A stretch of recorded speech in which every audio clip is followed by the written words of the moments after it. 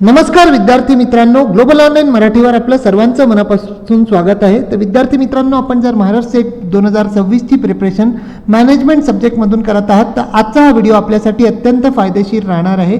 आजच्या व्हिडिओमध्ये आपण ह्युमन रिसोर्स मॅनेजमेंटचे मोस्ट एक्सपेक्टेड MCQs डिस्कस करणार आहे.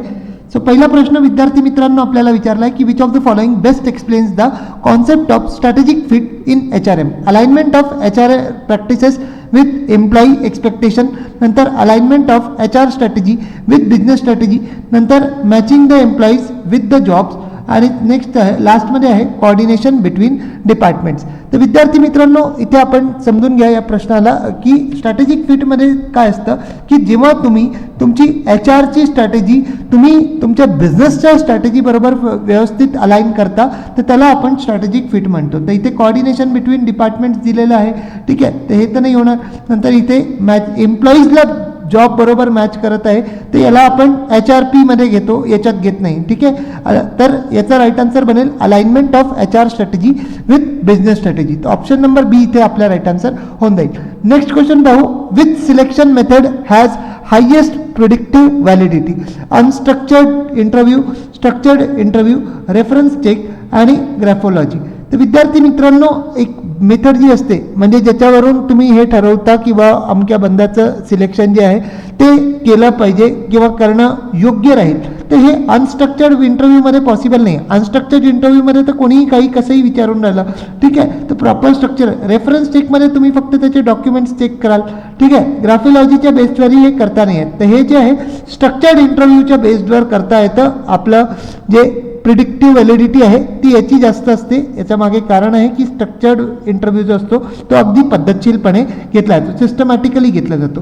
सो ऑप्शन बी इथे स्ट्रक्चर्ड इंटरव्ह्यूज आहेत, आपला राईट आन्सर होऊन जाईल. तर विद्यार्थी मित्रांनो आपण जर महाराष्ट्र 2026ला क्वालिफाय करण्याच्या इच्छुक असाल मॅनेजमेंटमधून तर तुमच्या प्रिपरेशनला बूस्टअप करण्यासाठी आम्ही घेऊन आलेलो आहे complete crash course on management, ज्याच्यात तुम्हाला दररोज लाईव्ह व्हिडिओ लेक्चर्स मिळतील. लाईव्ह मिस झाले तर तुम्हाला रेकॉर्डेड अवेलेबल राहतील. नंतर कंप्लीट सिलेबसचे नोट्स मिळतील, फुल सिलेबस मॉक टेस्ट मिळतील, वीकली टेस्ट मिळतील, PYQs विथ एक्सप्लेनेशन मिळतील, मॅरेथॉन क्रॅश कोर्सेस आपल्याला दिले जाईल. आणि या व्यतिरिक्त पेपर 2ला जर आपण घेता तर तुम्हाला पेपर 1 जे आहे ते कम्प्लिटली फ्री मिळेल विथ ऑल सेम फॅसिलिटीज. याचा नवीन बॅच जो आहे तो सोमवार 4 मे पासून स्टार्ट होऊन राहिला आहे. फीस इज 10,000 पण डिस्काउंट नंतर मात्र 8,000 हा कोर्स अवेलेबल होऊन जाईल.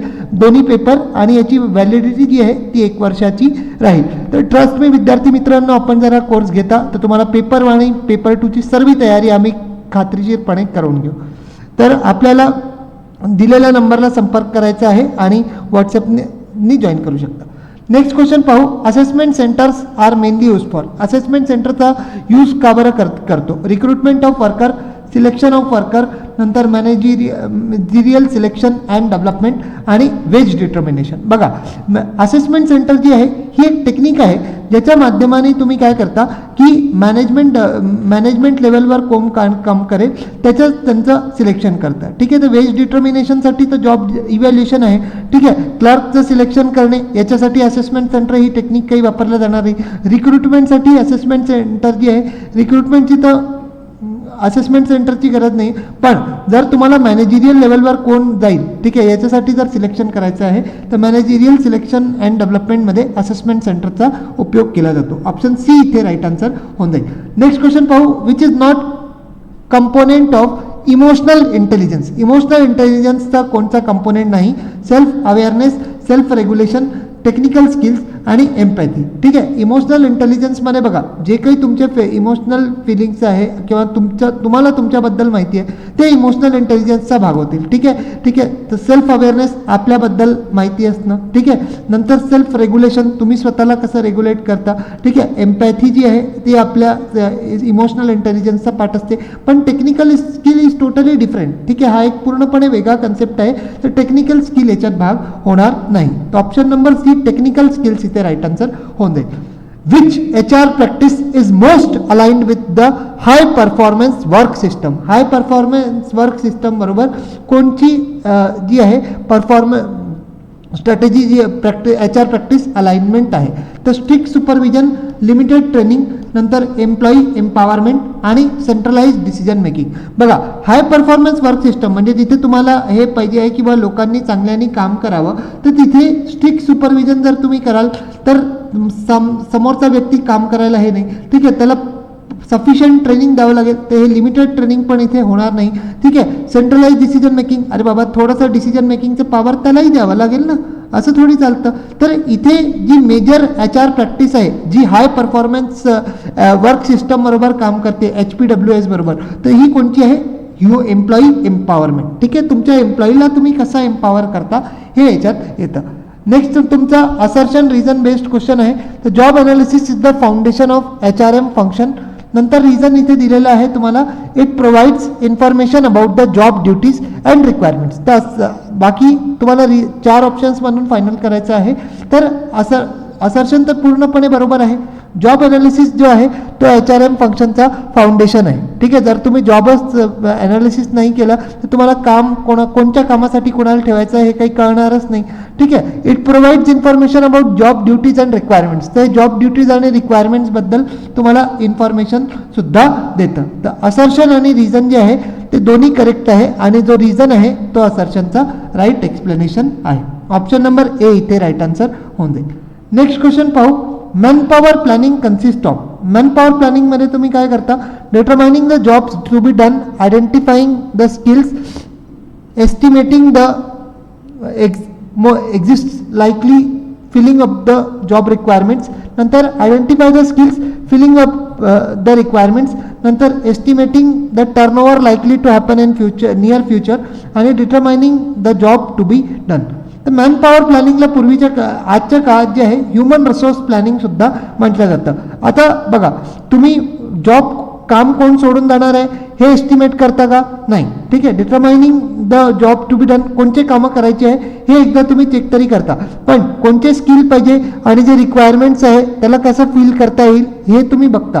पण जो ऑप्शन ए आहे की जिथे तुम्ही कोणते कामं करायचे आहे, कोणते स्किल्स लागतील, किती लोक जे आहे ते तुम्हाला लागतील आणि कशा प्रकारे त्या रिक्वायरमेंटला फिल करायचं हे तुम्ही सर्व काम जे आहे ते मॅनपॉवर प्लॅनिंगमध्ये करता. तर option number A, determining the job to be done, identifying the skills, estimating the exist likely and filling up the requirements, ठीक आहे. म्हणजे जे आहे त्यांच्यात पुरतं की जागा भरायची आहे हे आपण मॅनपॉवर प्लॅनिंगमध्ये बघतो. नेक्स्ट क्वेश्चन आहे, what is 360 degree appraisal? A process that provides an employee opportunity in decision making, a process that provides an officer opportunity of feedback about own performance, नंतर a process that provides employee with feedback about his her workplace performance, आणि none of the above. तर बघा, अ process that provides employee opportunity in decision making, तर हे तर 360 degree अप्रेझलचा भाग नाही आहे. 360 डिग्री अप्रेझल म्हणजे काय असतं की जेव्हा एक एम्प्लॉई सेंटरमध्ये असतो आणि कंपनीचे सर्व लोक जे इनडायरेक्टली आणि डायरेक्टली कंपनीशी कनेक्टेड आहे ते लोक त्याचं कामाचं परफॉर्मन्स इव्हॅल्युएशन करून त्याला अप्रेझ करतात, ठीक आहे. तर इथे जे आहे आपलं a process that provides an officer opportunity, इथेही अपॉर्च्युनिटी वर्ड आल्यामुळे हा ऑप्शन नाही होणार. आणि ही 360 डिग्री प्रोसेस एक प्रोसेस आहे ज्याच्या माध्यमाने एम्प्लॉई जो आहे तो त्याला फीडबॅक मिळतो की तो त्याच्या कामावरती कसा परफॉर्म करत आहे. तो ऑप्शन नंबर ए आपला राईट आन्सर आहे. A process that provides an employee with the feedback about his her workplace performance. Next question पाहू. Role of performance management is to accomplish. Role of performance appraisal काय असतो? Performance needs of the organisation, नंतर guide the development of individual for skill and knowledge, नंतर motivate individual, provide data adopt condition of human capital, आणि all of the above, ठीक आहे. तर performance management जे आहे हे तुम्ही परफॉर्मन्स नीड्स काय एम्प्लॉईच्या हे बघतात, ठीक आहे. नंतर कोणाला डेव्हलपमेंटसाठी गायडन्स करायचं आहे, कोणाची स्किल कोणाची नॉलेज एन्हान्समेंट करायची आहे, ते कसं करता येईल, कशी स्किल डेव्हलप करता येईल याबद्दल गाईड करण्याचं सुद्धा काम करता. इंडिव्हिज्युअलला टाईम टू टाईम मोटिवेट करता, डेटा देता ज्याच्या माध्यमाने इफेक्टिवली जो की ह्युमन कॅपिटल जे आहे ते आपल्याकडे किती आहे. तर या तिन्ही गोष्टी ज्या आहे परफॉर्मन्स मॅनेजमेंटच्या अंतर्गत येतात. तिथे राईट आन्सर बनेल option D, all of the above. Next question पाहू. Human needs have been divided into 5 categories under the need hierarchy theory. Who invented this theory. ठीक आहे, तर ह्युमन नीड्सला 5 नीड्समध्ये कॅटेगराईज केलेलं आहे. तर हे नीड जे ही थिओरी जी आहे ती कोणी दिली आहे. तर ऑब्वियसली गोष्ट आहे की जे 5 हायरार्की ऑफ नीड्स थिओरी आहे ते आपण जे आहे याच्यात डिस्कस करतो. ऑर्गनायझेशनल बिहेवियरची मोटिवेशनल थिओरी आहे, पहिली थिओरी आहे, जिथे physiological need, safety need, psychology, social need, नंतर इस्टीम नीड आणि सेल्फ ॲक्च्युअलायझेशन नीड्स अशा 5 नीड असतात. आणि ही थिओरी जी आहे ती मास्लोद्वारे देण्यात आलेली आहे. ठीक आहे, त्याच्या the achieving motivation and personality पुस्तकात त्यांनी दिलेली आहे. Option C will be the right answer. So असे बुक्सचे नावही लक्षात ठेवणे अनिवार्य असतात. की परफॉर्मन्स एरियाज मीन्स, तर की परफॉर्मन्स एरियामध्ये काय येतं, areas in which the responsibility of the role. ठीक आहे, नंतर areas the which management is demarcated for the performance of by employee. नंतर areas of strengthening the skills and attitudes. ठीक आहे, म्हणजे कुठे कुठे स्किल चांगलं करायचं आहे, किती मजबूत करायचं आहे. ठीक आहे, नंतर जिथे मॅनेजमेंटचं डिमार्केशन केलं जाईल की एम्प्लॉई असा असा परफॉर्म करतो आहे आणि रिस्पॉन्सिबिलिटी आणि रोल हे सुद्धा की परफॉर्मन्स एरियाजमध्ये सर्व काही गोष्टी येऊन जातात. नेक्स्ट क्वेश्चन पाहू. The process of perception is influenced by factors likely our needs and wants, नंतर सेन्सरी इनॅबिलिटी, आवर स्टिम्युली आणि ऑल ऑफ द अबव. ठीक आहे, तर विद्यार्थी मित्रांनो प्रत्येक प्रश्नात ऑल ऑफ द अबव होतोच असा नाही आहे. हा प्रश्न थोडासा वेगळा आहे की परसेप्शन कशामुळे इव्हॉल्व्ह होतो. तर नीड्स आणि वॉन्ट्सच्या आधारावर परसेप्शन जे आहे ते इव्हॉल्व्ह होत नाही. ठीक आहे, सेन्सरी इनॅबिलिटी, तुम्ही सेन्सरीज एबल नसाल तर तुम्हाला कसं कळेल, तर जो स्टिम्युलस आहे, स्टिम्युलस पाहून तुमचा परफॉर्मन्स जो आहे तो तयार होतो. ठीक आहे, म्हणजे फॉर एक्झाम्पल तुम्ही एखाद्याला बघता आणि ही किती सुंदर आहे, तर ते तुमचं परसेप्शन आहे ना. So option number D J आहे, इथे जो राईट आन्सर बनेल दॅट इज आवर स्टिम्युली. ठीक आहे, एक मिनटं, या क्वेश्चनला आपण स्किप करू. इनॅबिलिटी असल्यामुळे ऑल ऑफ द अबाव तर येणार नाही. ऑप्शन सी जे आहे ते इथे राईट आन्सर असतील, our stimuli. Which of the following is a part of selection process. Job design, interview, training, job evaluation. ठीक आहे, तर सिलेक्शनच्या कशाच्या बेसवर कराल. जॉब डिझाईन म्हणजे जॉबचं ब्लूप्रिंट बनवणे. ठीक आहे, इंटरव्ह्यू जे आहे तिथे ते इंटरव्ह्यू घ्याल तरच त्याच्यावरूनच सिलेक्ट कराल ना समोरच्या व्यक्तीला घ्यायचं की नाही घेणं. ट्रेनिंगमध्ये तर स्किल डेव्हलप करता, ठीक आहे, नॉलेज देता. आणि जॉब इव्हॅल्युएशनमध्ये जॉबची वर्क किती द्यायचे ते बघता. ठीक आहे, तर ऑप्शन नंबर बी जो आहे तो याचा राईट आन्सर होऊन जाईल. नेक्स्ट क्वेश्चन पाहू असर्शन रिझनचा. Internal recruitment improves employee morale. नंतर रिझन आहे it provides opportunity for promotion. ते इंटरनल रिक्रुटमेंट जो आहे तो एम्प्लॉईचा मोराल जो आहे तो वाढवतो, कारण तो त्याला प्रमोशनची अपॉर्च्युनिटी देतो. तर असर्शन तर बिलकुल करेक्ट आहे. ठीक आहे, कोणाला प्रमोशन द्याल तर ऑब्वियसली जो एम्प्लॉई आहे त्याचा मोराल जो आहे तो डेफिनेटली होईल. आणि हे कुठे होतं, हे इंटरनल रिक्रुटमेंटमध्येच होऊ शकतं. तर असर्शन आणि रिझन दोन्ही करेक्ट आहे आणि जो रिझन आहे तो असर्शनचा व्हॅलिड एक्सप्लेनेशन आहे. नेक्स्ट क्वेश्चन पाहू.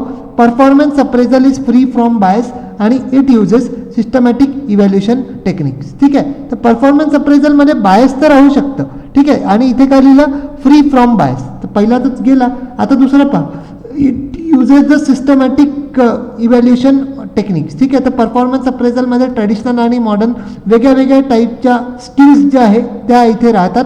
आणि इथे परफॉर्मन्स इव्हॅल्युएशन अप्रेझल जो आहे त्याच्यात बायस जो आहे तो इन्व्हॉल्व असतो. बऱ्याच टेक्निकमध्ये बायस जो आहे तो इन्व्हॉल्व असू शकतो. तो असर्शन तर आपलं फॉल्स आहे आणि रिझन आपलं करेक्ट आहे. तर ऑप्शन डी इथे राईट आन्सर होऊन जाईल.